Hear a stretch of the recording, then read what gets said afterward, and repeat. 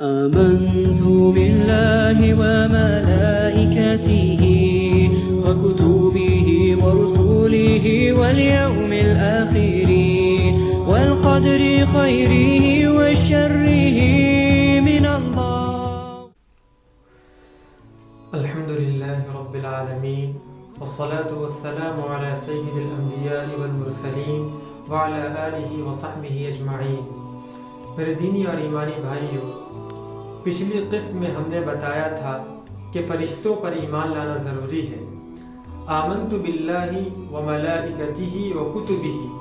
آج ہم بیان کریں گے کہ آسمانی کتابوں پر بھی ایمان لانا ضروری ہے. آسمانی کتابیں کتنی ہیں؟ اللہ تبارک و تعالیٰ نے ہمیں 5 کتابوں کے بارے میں بتایا ہے. نمبر 1 قرآن کے بارے میں، توریت کے بارے میں، انجیل کے بارے میں، زبور کے بارے میں اور ابراہیم علیہ السلام کے صحیفے کے بارے میں. کیا صرف 5 ہی کتاب نازل ہوئی؟ جتنی بھی قومیں آتی گئی اللہ تبارک و تعالیٰ نے ان پر قرآن نازل کرتا گیا. آپ کو معلوم ہے کہ شعیب علیہ السلام پر کون سی کتاب نازل ہوئی، لوط علیہ السلام اور صالح علیہ السلام پر کون سی کتاب نازل ہوئی؟ ہمیں معلوم نہیں، لیکن اللہ نے ان پر کتابیں نازل کی. ہم ایمان رکھتے ہیں کہ آسمانی جتنی بھی کتابیں ہیں، جتنی بھی کتابیں اللہ تبارک و تعالیٰ نے نازل کی ہے، ہم سب پر ایمان لاتے ہیں. قرآن میں اللہ تبارک و تعالیٰ نے اس قرآن کے بارے میں کہا وَإِن كُنتُمْ فِي رَيْبٍ مِّمَّا نَزَّلْنَا عَلَىٰ عَبْدِنَا فَأْتُوا بِسُورَةٍ مِّن مِّثْلِهِ وَادْعُوا شُهَدَاءَكُم مِّن دُونِ اللَّهِ إِن كُنتُمْ صَادِقِينَ.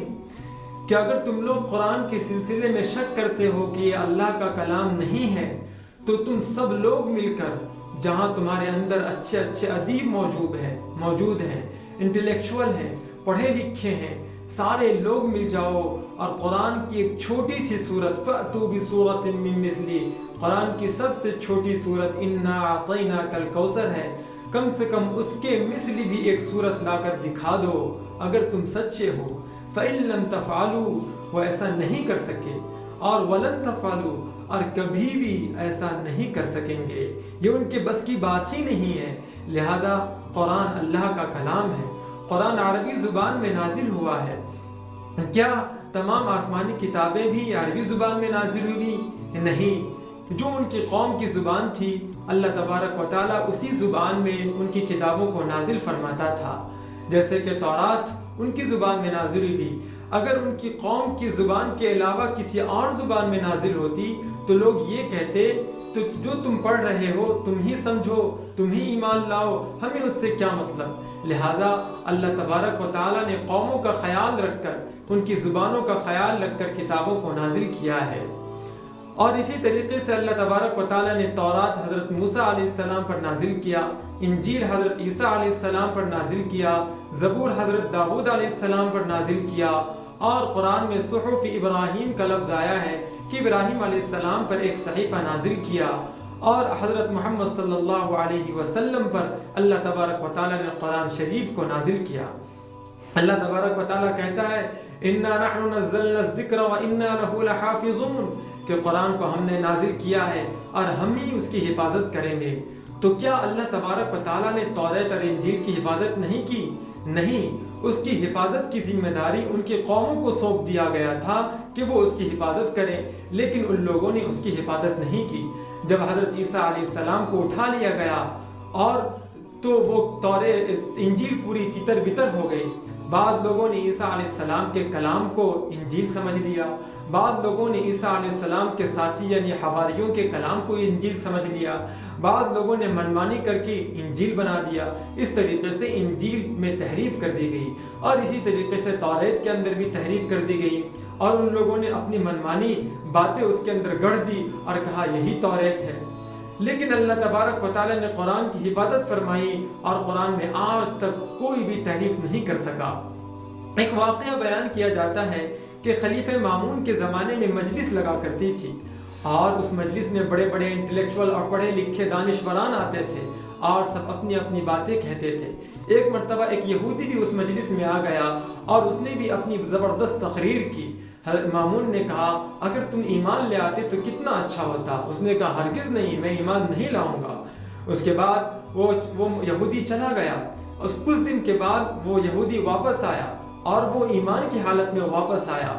تو مامون نے پوچھا تم تو ایمان لانے سے انکار کر دیے تھے, آج تم کیسے ایمان کے مومن ہو کر آئے ہو؟ اس نے کہا جب میں یہاں سے گیا تو انجیل کے میں نے 3 نسخے بنائے اور اس کے اندر میں نے اپنی طرف سے الفاظ ایڈ کر دیے, یعنی اپنے الفاظ بھی لکھ دیے, اور اس کو میں نے چرچ کے باہر جا کر بیچا. لوگوں نے خرید لیا, کسی نے نہیں پوچھا کہ یہ اس انجیل میں تحریف ہے, یہ غلط ہے, یہ صحیح ہے. سب لوگوں نے خوشی خوشی خرید لیا. اسی طریقے سے میں توریت کے 3 نسخے اپنی طرف سے لکھے اور اس کے اندر بھی میں نے کچھ توریت کی باتیں کچھ اپنی باتیں ملا کر بیچ دی. لوگوں نے خرید لیا, کسی نے بھی اشکال نہیں کیا. اور اسی طریقے سے میں نے قرآن شریف کے 3 نسخے میں نے لکھے, اور جب میں نے اس میں تحریف کی اور جب میں اس کو بیچنے کے لیے گیا تو فوراً لوگوں نے انکار کر دیا اور میرا ایک بھی نسخہ نہیں بکا. اس وقت مجھے معلوم ہوا کہ قرآن کریم ہی ایک ایسی کتاب ہے جو اب تک محفوظ ہے. لہذا قرآن کریم میں کوئی بھی تبدیلی نہیں کر سکا اور قرآن کریم تبدیل نہیں ہوا. قرآن کا کرشمہ آپ دیکھ سکتے ہیں کہ ہزاروں کروڑوں لوگ قرآن کے حافظ ہیں. انجیل کا سب سے بڑا فادر بھی حافظ نہیں ملے گا. اب اگر ڈیبیٹ دیکھیں گے کہ جہاں پر قرآن اور انجیل کے درمیان ڈیبیٹ ہوتا ہو تو انجیل کا جو فادر ہے اور عیسائی کا جو عالم ہے وہ انجیل دیکھ کر استدلال کرے گا اور دلیل دے گا, لیکن قرآن کا عالم وہ بغیر دیکھے قرآن کی آیتیں پڑھتا ہے. اب بہت سارے چھوٹے ننھے منھے بچوں کو بھی دیکھ سکتے ہیں, وہ حافظ ہوا کرتے ہیں.